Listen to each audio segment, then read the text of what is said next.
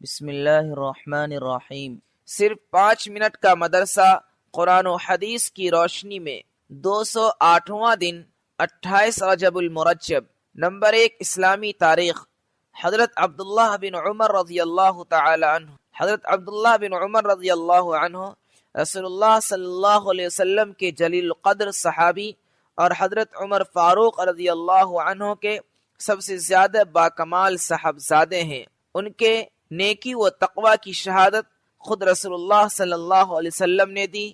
حضور صلی اللہ علیہ وسلم نے فرمایا، عبداللہ بہترین شخص ہیں، کیا ہی اچھا ہو جو تہجد بھی پڑھنے لگیں۔ اس فرمان کو سننے کے بعد عبداللہ رضی اللہ عنہ رات کو برائے نام سوتے تھے، ساری رات نماز میں مشغول رہتے، اور جب صبح صادق کا وقت قریب آ جاتا تو استغفار شروع کر دیتے۔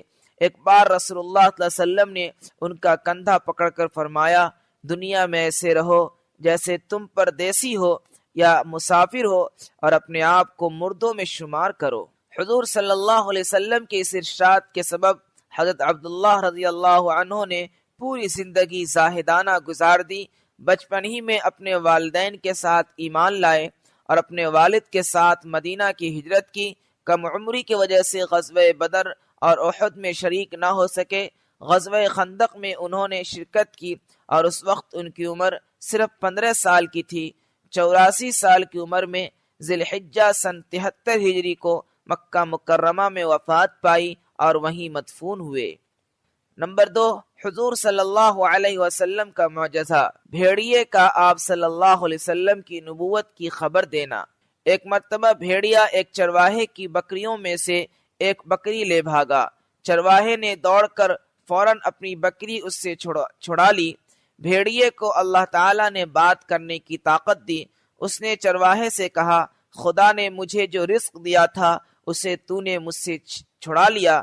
چرواہے نے کہا، بڑے تعجب کی بات ہے، یہ بھیڑیا تو باتیں کرتا ہے۔ بھیڑیے نے کہا، اس سے زیادہ تعجب کی بات تو یہ ہے کہ مدینے میں ایک شخص ہیں جو گزری ہوئی باتوں کی خبر دیتے ہیں اور آئندہ پیش آنے والے حادثات کی نشاندہی کرتے ہیں۔ وہ چرواہا یہودی تھا۔ رسول اللہ صلی اللہ علیہ وسلم کی خدمت میں حاضر ہو کر سارا قصہ بیان کیا اور مسلمان ہو گیا۔ نمبر 3، ایک فرض کے بارے میں، تکبیر اولا کے ساتھ نماز پڑھنا۔ رسول اللہ صلی اللہ علیہ وسلم نے فرمایا، جو شخص 40 دن اخلاص سے تکبیر اولا کے ساتھ باجماعت نماز پڑھتا ہے تو اس کو 2 پروانے ملتے ہیں، ایک جہنم سے بری ہونے کا، دوسرا نفاق سے بری ہونے کا۔ نمبر 4، ایک سنت کے بارے میں، اسلام پر وفات پانے کے لیے جو یہ چاہے کہ اس کا خاتمہ ایمان پر ہو اور نیک لوگوں کے ساتھ رہے تو وہ یہ دعا کرے، فاطر السماوات والارض انت ولی فی الدنیا والآخرہ توفنی مسلما والحقنی بالصالحین۔ ترجمہ، اے زمین و آسمان کے پیدا کرنے والے، آپ ہی دنیا اور آخرت میں ہمارے آقا ہیں، ہمیں اسلام کی حالت میں وفات دیجیے اور نیک لوگوں میں شامل کر دیجیے۔ نمبر 5، ایک اہم عمل کی فضیلت، 2 محبوب کلمے۔ رسول اللہ صلی اللہ علیہ وسلم نے فرمایا، 2 کلمے ایسے ہیں جو زبان پر بہت ہی ہلکے ہیں اور ترازو میں بہت ہی بھاری ہیں اور رحمان کو بہت محبوب ہے، سبحان اللہ و بحمدہ سبحان اللہ العظیم۔ نمبر 6، ایک گناہ کے بارے میں، قرآن کو جھٹلانا۔ قرآن میں اللہ تعالیٰ فرماتا ہے، اس شخص سے بڑا ظالم کون ہو سکتا ہے جو اللہ پر جھوٹ بولے اور جب اس کے پاس سچی بات قرآن آئے تو اس کی تکذیب کر دے، کیا ایسے کافروں کا ٹھکانہ جہنم میں نہیں ہوگا۔ نمبر 7، دنیا کے بارے میں، دنیا چاہنے والوں کے لیے نقصان۔ قرآن میں اللہ تعالیٰ فرماتا ہے، جو شخص آخرت کی کھیتی کا طالب ہو ہم اس کی کھیتی میں ترقی کر دیں گے، اور جو دنیا کی کھیتی کا طالب ہو کہ ساری کوشش اسی پر خرچ کر دے تو ہم اس کو دنیا میں سے کچھ دے دیں گے، اور ایسے شخص کا آخرت میں کوئی حصہ نہیں۔ نمبر 8، آخرت کے بارے میں، اہل دوزخ کا رونا۔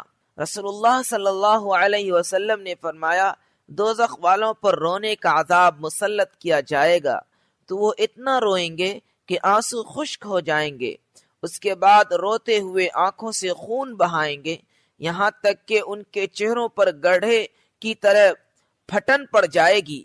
اگر ان میں کشتیوں کو چھوڑ دیا جائے تو وہ بھی ان میں چل پڑے۔ نمبر 9، طب نبوی سے علاج، لہسن کے فوائد۔ رسول اللہ صلی اللہ علیہ وسلم نے فرمایا، اگر میرے پاس فرشتے نہ آیا کرتے تو میں لہسن ضرور کھاتا۔ فائدہ، آپ صلی اللہ علیہ وسلم کے فرمان سے صاف ظاہر ہے کہ لہسن اپنے اندر بہت سے فوائد رکھتا ہے، چنانچہ اطباء کہتے ہیں کہ اس کے کھانے سے سینے کا درد جاتا رہتا ہے، یہ کھانا ہضم کرتا ہے اور پیاس کم کرتا ہے وغیرہ۔ نمبر 10، نبی صلی اللہ علیہ وسلم کی نصیحت۔ رسول اللہ صلی اللہ علیہ وسلم نے فرمایا، رمضان کی وجہ سے شعبان کے چاند کو اچھی طرح شمار کرو، یعنی شعبان کے چاند کو اچھی طرح دیکھ کر اس کی تاریخ کو شمار کرتے رہو تاکہ رمضان کے روزے رکھنے میں پریشانی نہ ہو۔